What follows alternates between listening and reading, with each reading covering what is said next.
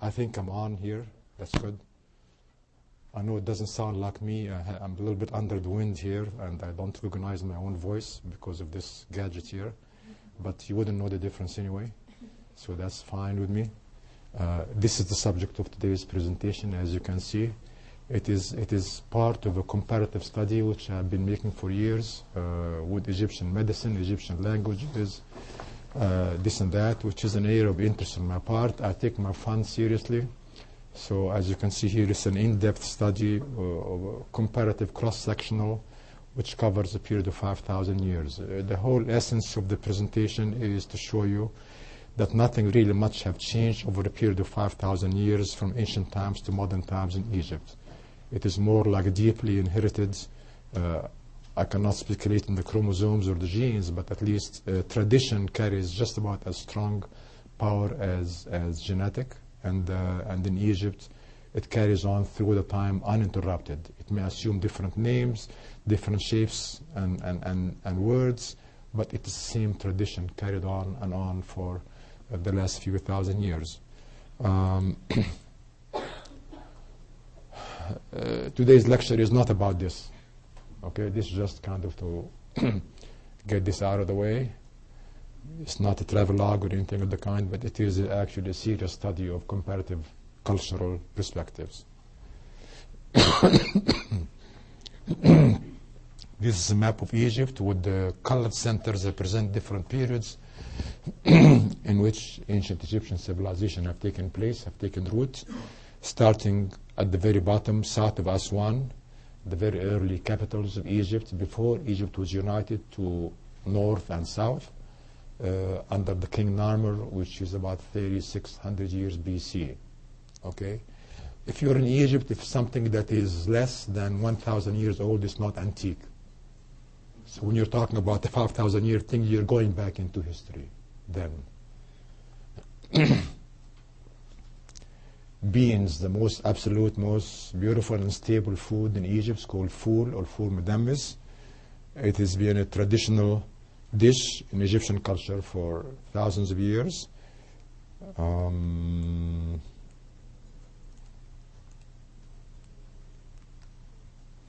trying to get this.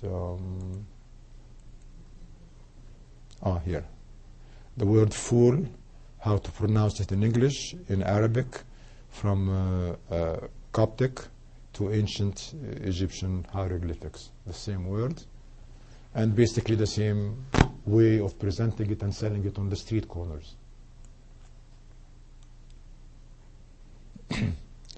It is common to say in Egypt, Masr ad-Dunya, which means Egypt is the mother of all countries. And the common saying of this in hieroglyphics states the same thing here. Masr ad-Dunya. And that's how the ancient Egyptian would have said it. And that's how the Arabic-speaking Egyptian today would have said it, Masr ad-Dunya, which for us means that the past remains alive. It's not going anywhere. Lost is he who deserts his past. Min fat adim utah. If you know Egyptian vernacular, if you know Egyptian proverbs, this is a very common thing to say. If you have the family roots someplace, if you're connected to some piece of geography or somewhere, you know, you're expected not to forgo that, to bring it with you in your next life processes. And the Arabic word, which is really beautiful, is min fat adimu ta. Okay, I'm going to have to work with this. Okay, and here is the same comparable of any knowledgeable person is one who will listen to what the ancestors said, and this is the same statement in hieroglyphics. Okay. Tilling the fields, a very common practice then and now. Commonly, the farmer will say, "Hub hub ya shughul nub." As you till, you develop a rhythm that keeps your pace going, and this is how it's said in hieroglyphic, and this is how it is said in Coptic. Overseen, of course, by the supervisor or whoever it is that is in charge. And a common word that is used is the mangle, which is that tool, that instrument there. That's called mangle. and this is the word in Coptic, and this is the word in Greek.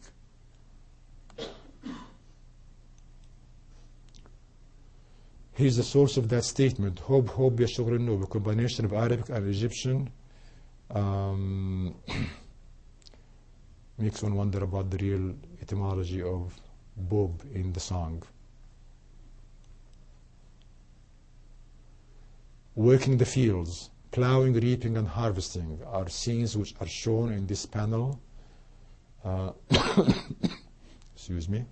And some of the common words which are depicted here is subata, which is that piece of the date palm. Have you all seen any date palms fruiting? You know where the dates come from? They must come from some place before you see it in the store in the little box. Okay? I mean, like the milk box, you know, you don't need to buy the cow, but you can always buy the milk in the little can. That's basically what this is. Okay.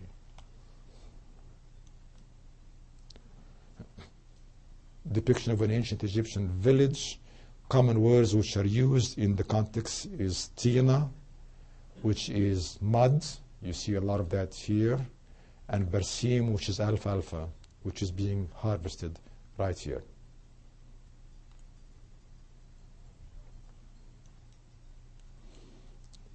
A typical scene of cattle and cattle herding. This is from the mastaba. Mastaba is a rectangular structure that goes one level above the ground, which is on top of a burial ground, which is below the ground. Mastaba is a counterpart of a pyramid, but it's only one flat mesa, more or less.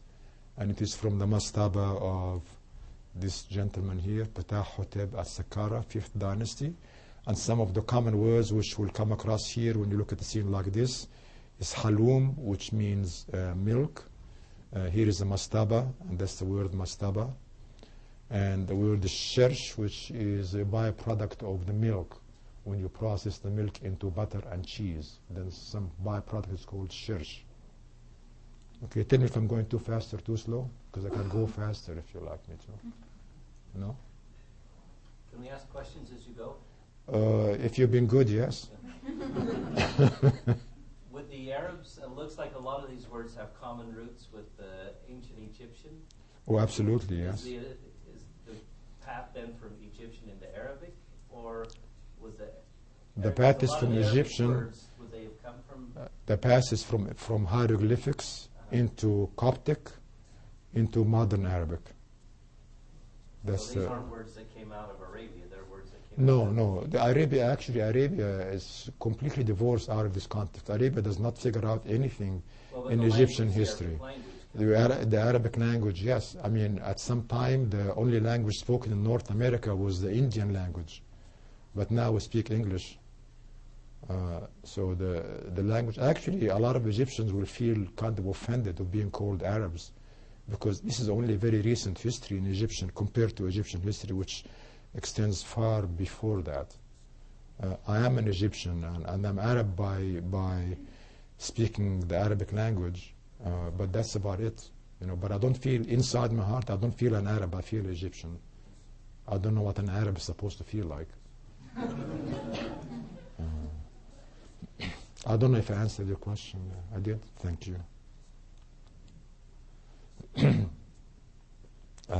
Shadoof is a very important tool that is used to elevate the water level from the Nile to higher grounds where it is used for irrigation through a network of canals. And as you can see here, it was depicted in ancient times. And one of the common flowers here is called sausan, which is the same as lotus flower. This is a lotus flower here. And a lot of women in Egypt today are called sausan. They're called lotus, but in the ancient Egyptian word for it. They're not called lotus in Arabic, but they're called sausan. Yes. What did you say the tool was used for? Shadoof, to lift the water from lower water level from the Nile to higher elevation outside of the bank of the Nile to spread the water into a system of irrigation canals that go into the fields. Yeah, it's kind of primitive, but it works.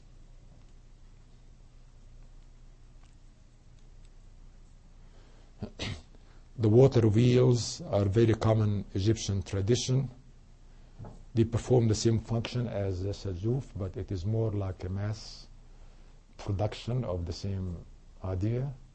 Also to bring the water, as you can see, from lower levels to higher levels. And some of the names which you'll see in this picture here quite often is the word gahsh. Gahsh is a small donkey. Jalabiya is what this man is wearing, his outfit. And nabut is that stick he has in his hand. It's called nabut. And most of these words here are also shown in Coptic and in hieroglyphics. So if you want to double check on me, you can go to your hieroglyphics dictionary and look up the words as they are listed here.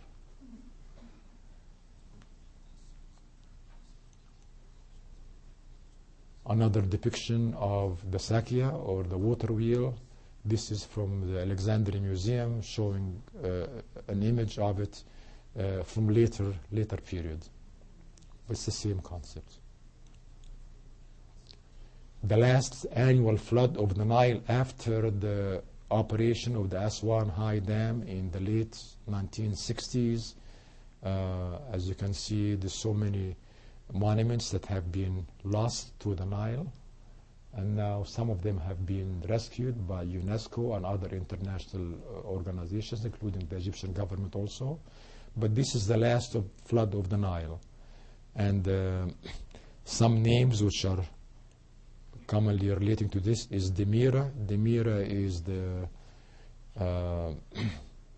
annual cycle of the Nile flooding, and Shara'i means the dry period between the floods of the Nile.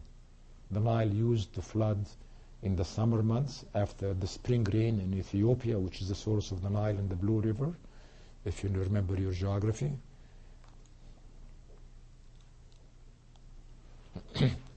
Associated with the Nile and agriculture is the winnowing of the wheat. Here is a depiction of the winnowing in older time, that is separating the shell from the actual seed, and that's how it is done today, the same basic way. All right.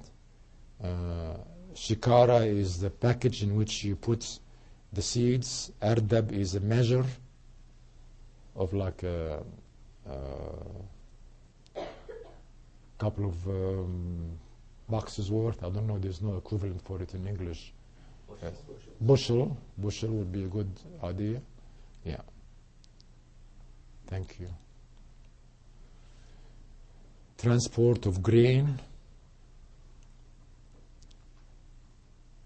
commonly depicted. When the grain is transported, this is where it goes to a storage room. Grain storage facility is called Shona. Here is Shona in Coptic and in hieroglyphics. Dressing waterfowl for eating and processing, geese and ducks. Actually, this particular picture you can add in. This is from Fayoum. It's a very famous picture which you actually can, it's closest to what we now call Pekini duck, and this is the actual duck in the Fayoum area today, and this is how it is when it has been painted in this. And here's this guy who works in the business dressing and hanging the ducks ready for transport and selling. This is a fantastic picture of the Sheikh al-Balad. Sheikh al-Balad is kind of like the mayor. He's the one that's in charge of all the civil affairs of small little village or townships. This is a statue of Sheikh al-Balad in the Museum of Antiquities in downtown Cairo. It's made of only one piece of sycamore wood. No other parts to it than just this one piece. And the amazing thing is that the eyes that are on this statue, if you walk in front of the statue back and forth, you'll see the eyes are following you. You'll never escape the eyes of that Sheikh al-Balad, of that mayor. And this is a modern mayor on modern times. I can escape this guy's eyes anytime I want to. But this one is very hard to do that. Some of the plagues of Egypt is locusts. And this is locusts attacking plants, hippos in the water, locusts today as they go into sometimes annual, sometimes semi-annual, whatever it is, cycles, depending on the temperature and the weather conditions, and they can come anywhere from the Libyan desert or the Sudan or the Arabian Peninsula. They can come from anywhere depending on the temperature and the seasons. Harvesting papyrus. Then and now.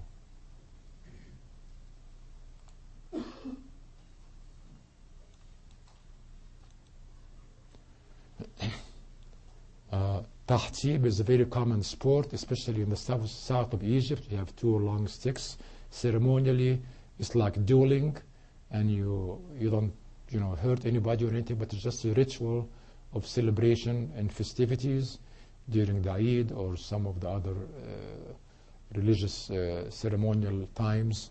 You can do it now in a village scene, same way as you've done it before, few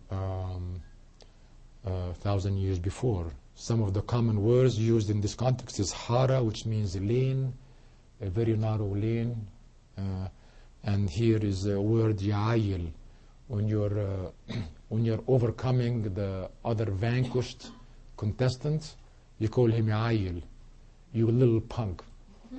That's basically what the word means. The word's been used exactly the way it is here now in the other languages that we're talking about here before.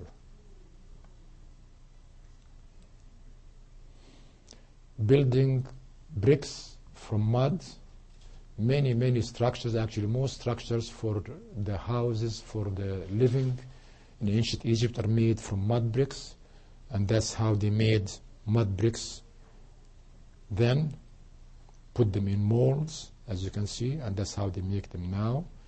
They let them dry in the sun, and then if these are to become red building bricks, they are just burned in a large oven and they become red.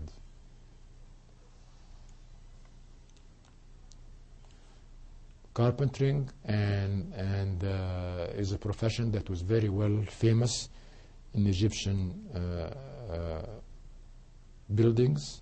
This guy is sawing a piece of wood with a saw, which is not much different than how it is done today. Agana is a word that is, I don't know what's the counterpart of it in English. You have a little iron rod that is pointed, and you hammer it in with a hammer to break a piece of wood. Chisel, thank you. Chisel, yeah. That's the word chisel here from Demotic source. And sheesh is the shutters. Here is the shutters in hieroglyphics, and here is in Coptic. Byproducts of carpentering.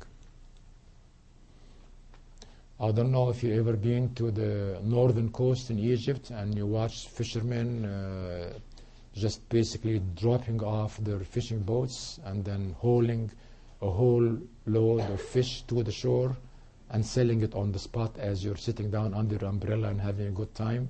You buy your fresh fish and take it home and cook it. It does not come any fresher than that. That is how it is done today. Actually, this picture were taken near the shores of Marsa Matruh in northwest Egypt, which shows exactly the same methodology that has been used in ancient times. The potter, then and now. No difference.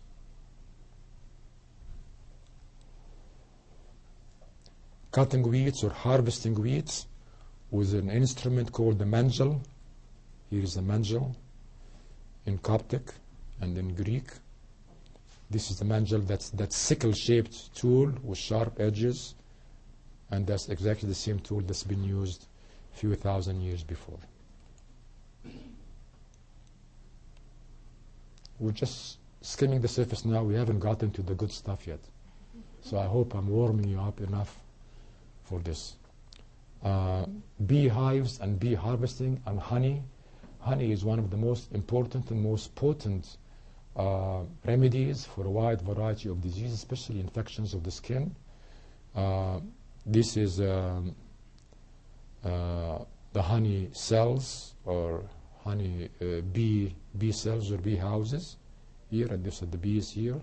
Bees are very important symbol in hieroglyphic language also. It precedes a statement that practically says holy, because honey was holy food or holy remedy. And here is the same exact shape of the beehives in the city of Minya near Middle Egypt, same as they were here.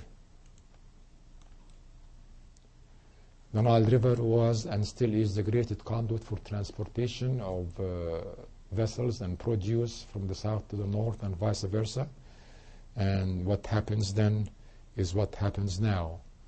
And interestingly enough, a person who lives by the water side that is involved in water activities, such as being a sailor or being a fisherman or whatever the case may be, are called Bayyumis. I don't know if Paul, you perhaps know someone in Egypt called Bayyumi? Yeah, it's a very common Egyptian name in the country. Bayyumi means related to water, waterside resident. It comes from this. And here's the word Bayyumi in hieroglyphics. Okay? We go back to the household now. When a mother called her baby, she tells him, Haba Haba, come to me, baby, Haba Haba. It's the same exact word used in hieroglyphics. We don't know where it comes from, but that is the word Haba Haba in hieroglyphics. That's what she says here now in Arabic. Similar words used in the context of the household and raising of children are the word Nannus, which means little baby. Tata means when a child is running and you want to make sure it doesn't fall down, sometimes you say tata tata. You know, just take it easy, one step at a time. Okay? Ambu means water. You want ambu to the baby. Ambu is an ancient Egyptian word actually. Mam means food. Bah means kfaya, no more. Shusha means head. Tataptab means to pat. Ta'abbat means being silly.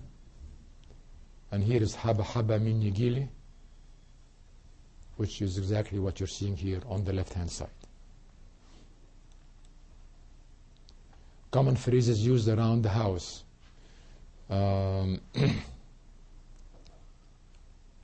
Some choice words. Daboos means to prick. Sharshaha means open up your big mouth. And Fahlawa means you try to smart me or trying to be smart with me or something. Fahlawa. And again, as much as available, the same words are here in hieroglyphics and Coptic, as much as I could find out. Housekeeping, storage containers. Futa is towel. Halla is a cooking pan. And magur, these are magurs, storage containers.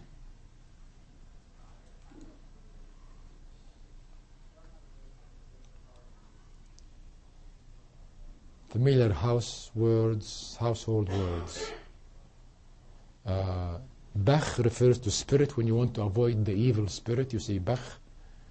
Yiba means, oh my God, what's the matter with you?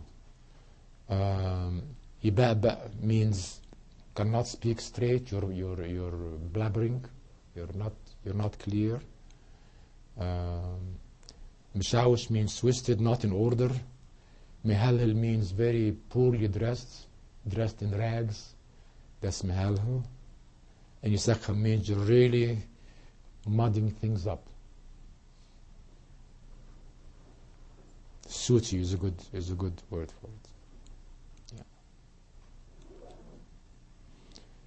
People's names, you'll find that to be significant if you've been in Egypt and you're familiar with some people's names.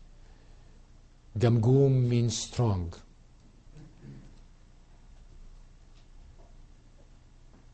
This face shows some strength and power to it. Men's names. These are all ancient Egyptian names. At the same time, people are called the same names today. Wisa, from the god Bes. Bisa, Bachum, God's image. Shinoda, God lives. Bishai, fate or destiny. Besada means the light. These are all hieroglyphic names. But people are called those names today. And they don't know why they're called. They don't understand, the strange names they're called. They blame it all on their fathers or somebody. Suna means sister in ancient times. This is a very nice image from the tomb of Nakhte, one of the most beautifully illustrated tombs, which shows a lily inserted under the perfume cones of two sisters atop their wigs. Those are the perfumed cones here on top of the wigs.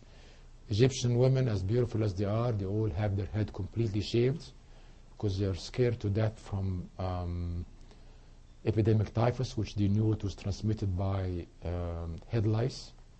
So for a health measure, they all shaved completely, and all the beautiful hairdo you see is all wigs. Okay? And Suna then means sister, also means it refers to this flower that they are smelling.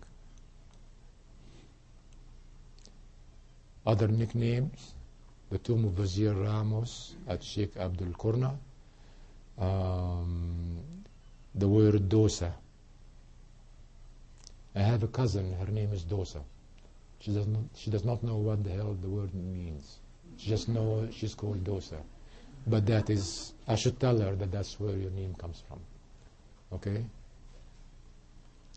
Dosa is a spin-off the word Isis. That's where it comes from. Other women's name are Isis, Nefert. Nefert means the beautiful one.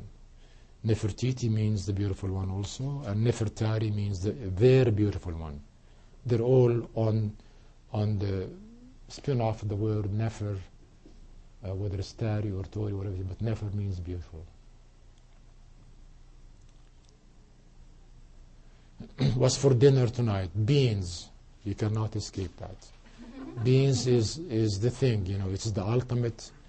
Here is beans. It's called fool in hieroglyphics here. Medammis, which is a way of processing the beans. This is full medammis here. It's processed that particular way. And then there's basara, which is a very common and popular Egyptian dish cooked from processed beans, which is also known in ancient Egypt. Birds for dinner. They ate ducks, geese, pigeons, and quails. And the best documentation we have on this subject comes from the early Old Kingdom and went through its highest peak in the early New Kingdom. Fish, there's been many different species of fish that were known in the Nile that were used for edible freshwater fish, and most common ones are the tilapia. You find tilapia in the stores if you look for it. Mullet, catfish, carp, and Nile perch.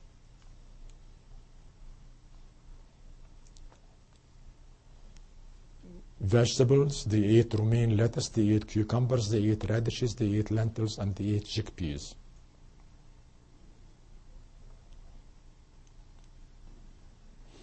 Fruits commonly used included grapes, watermelons, dates, figs, sycamore, figs, and pomegranates. Some had medicinal use, especially pomegranates. And some, they made a lot of wine, especially date wine is very important medicinal thing. And beer, they had 28 different kinds of beers. A lot of them are used for medicinal purposes. Of course, you can drink beer anytime and have great fun, but most of the beers that are available were for medicinal uses as a carrier for medicines when they are drank or imbibed. Here is watermelon in hieroglyphics.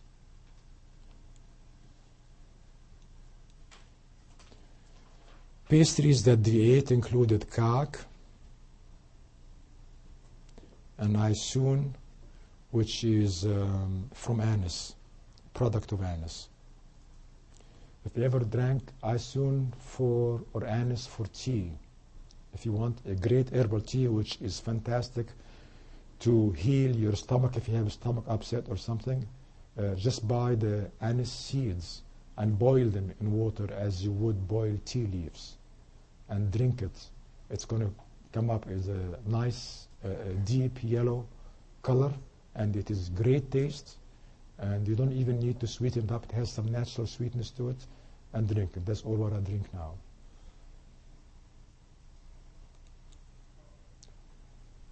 Other pastries included samit, simsim, kunafa. You may not be familiar with many of these if you have not been in Egypt and have tried it out, but this is kunafa.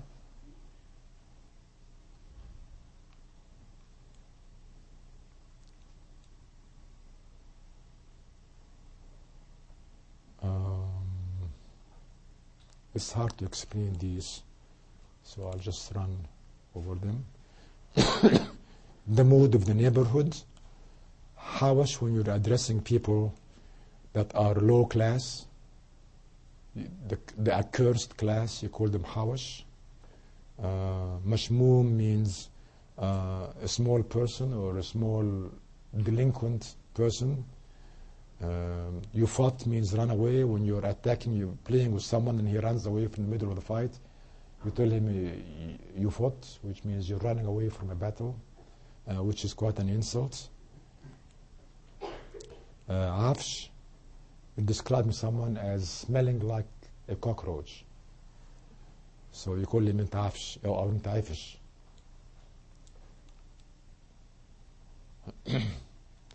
Another mood of another neighborhood. Habhaba means you just make a lot of noise but there's no action.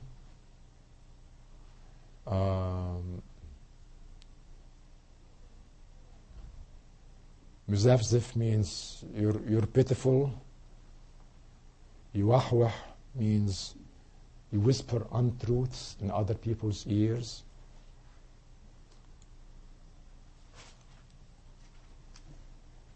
Yukun ala mayyit fulan, which means that your temperament is like that of the other person you're dealing with. You are picking the energy of the other person and you're becoming like him. You're sympathetic to the other person by understanding his water. His waters is like his energies. Okay?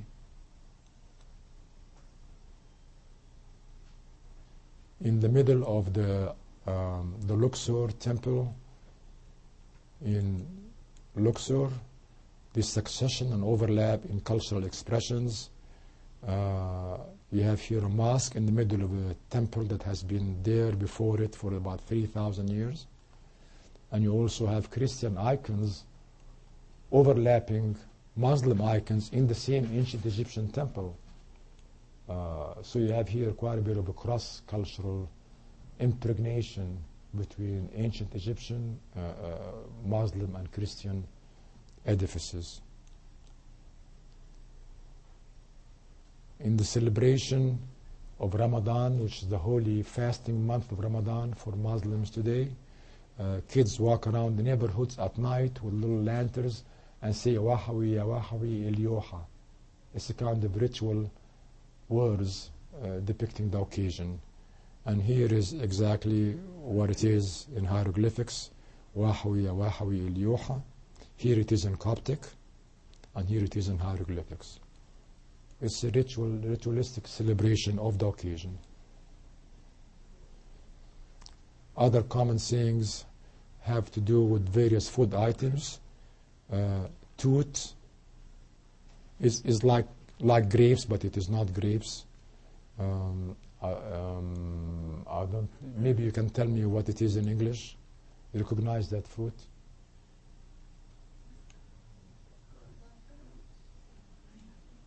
It is. Keep going. It's some kind of berry, but it isn't. It comes in big clusters, bigger clusters. Raspberry?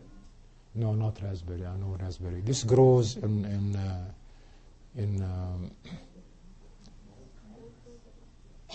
no. Well, I'm sorry, I can't remember it in English, but it's called toot in Arabic.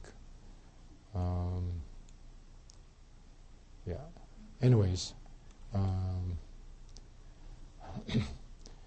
the single string instrument that's called the rababa is still played today in the fields and farms of Egypt. The double flutes and the harp all those instruments are played today. Quite often when a person is reciting or saying poetry or singing, they always have one hand behind the ear to regulate the hearing, and the other hand in front of the mouth to regulate the sound energy coming out.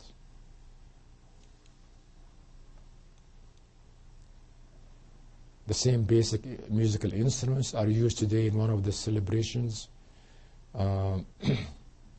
Street musicians in Luxor. Here is again the one single string, one single string instrument. Yeah. Here's another one here, and the mizmar, which is a wind instrument, and the drums. Here is the same harp that you've seen a couple of pictures ago, is played today by, in modern times, by this gentleman. And here is again the mizmar, which is, and it's amazing, those people develop such big cheek pouches. I don't know if you've ever seen Dizzy Gillespie playing. Do you know how he's, yeah, yeah. So if you do this long enough, you develop this kind of telltale sign, what you do in your spare time.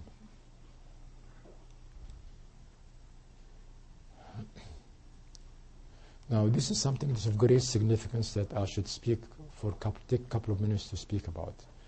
In ancient Egyptian times, when a patient died, from the point of death to the point of actual burial takes 42 to 70 days.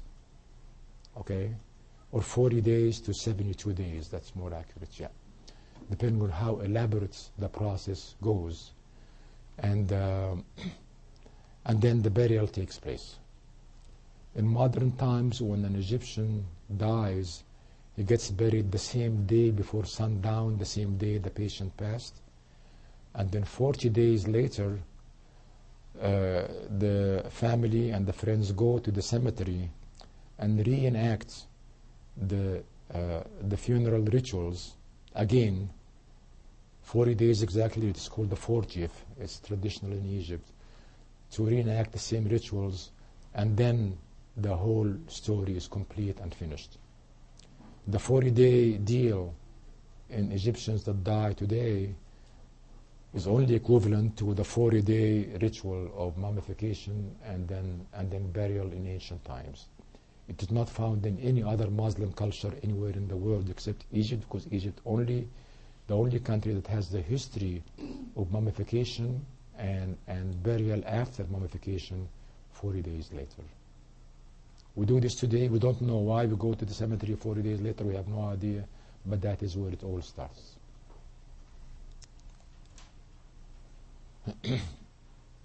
This is basically what I just mentioned.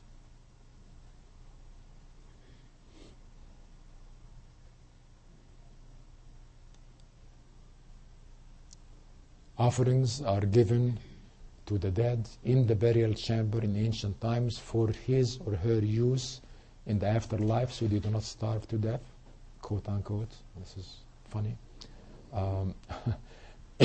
They're already dead, see. You're very smart and alert, so I'm very impressed. But actually, in modern times, in the 40th day when you go to the cemetery, 40 days later after the actual death and burial, you bring to the cemetery food and things and leave them there. And especially flowers also. We do not know who's going to use them. We do not know. We know the dead person is not going to come out and smell the flowers or eat the food, but it's a ritual that we all do, and we do not know why we do it. But it's a force of habit that goes back a few thousand years. In Nadabat, the hired mourners. That's not an uncommon practice today. Those are mourners for hire. You pay for them to come and put on the act of sadness and despair at the funeral time, and that's the same group of women doing the same thing in ancient times. Nothing much has changed in that score. Funerary rituals going from the West Bank to the East Bank, from the East Bank to the West Bank in ancient Egypt are replicated today during the burial ceremony, going from the East Bank to the West Bank, and especially during wedding ceremonies where the wedding caravan crosses the Nile from east to west. I do not know why they do it from east to west, but they're actually duplicating what the ancients have done in a different context before.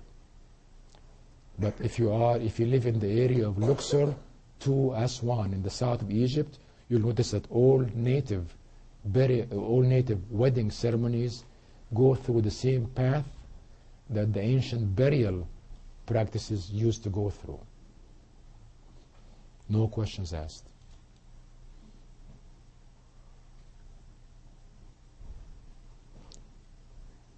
This is a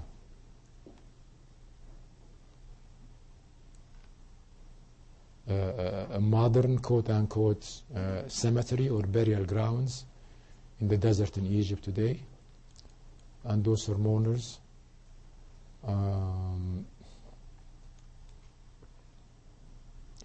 Old wisdom. Shubik lubik. At your service, Your Excellency. When you're addressing a higher person in esteem, in the hierarchy of social ladder, you say shubik lubik. This is exactly what it is in Arabic today. This is exactly what it is in hieroglyphics today. The same statement, the same sentence. No changes. الملاوع يقع في أردأ التلاليس. A crook sinks in the worst mire. I mean, like he digs his own grave. That's basically what it means.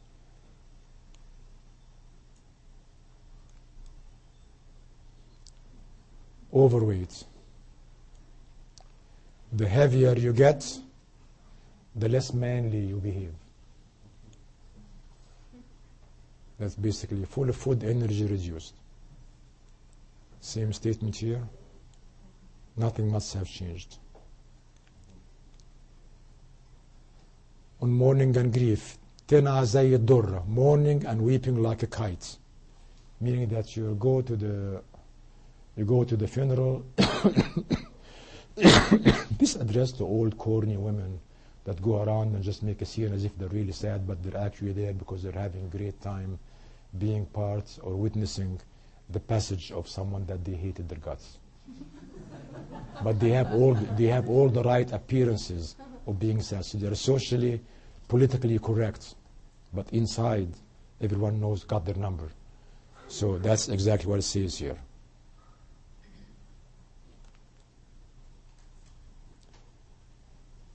Wheat is death, said of one who dreams of wheat, but does nothing about it. You just dream on. You see something, you dream on. You just say wheat is death. Forget it. It's not going to happen. داهية تودي الأماندي. May disaster send him to hell. Okay, that's where the word amandi means. Basically, to hell. May a lion come to you. When someone that you don't really like very much, say, may you be eaten by a lion. because there's no argument after that. You're done.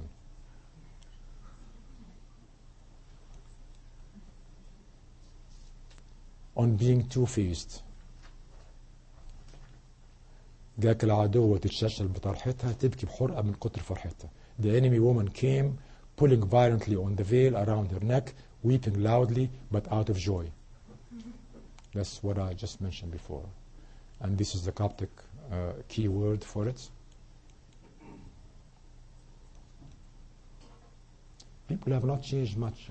We do the same thing, but under different guises today, sometimes. I hope you don't do that. He came with diarrhea, an expression used to describe someone's incontinence.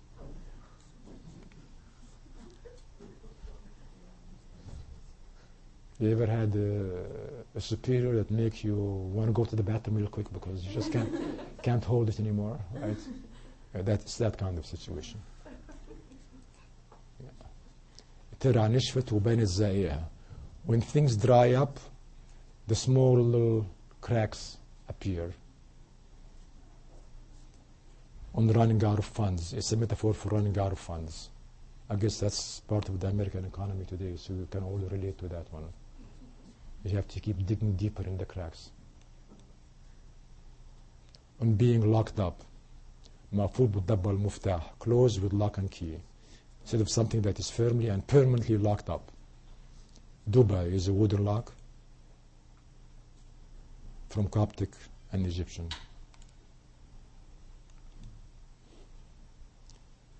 To propose or not to propose.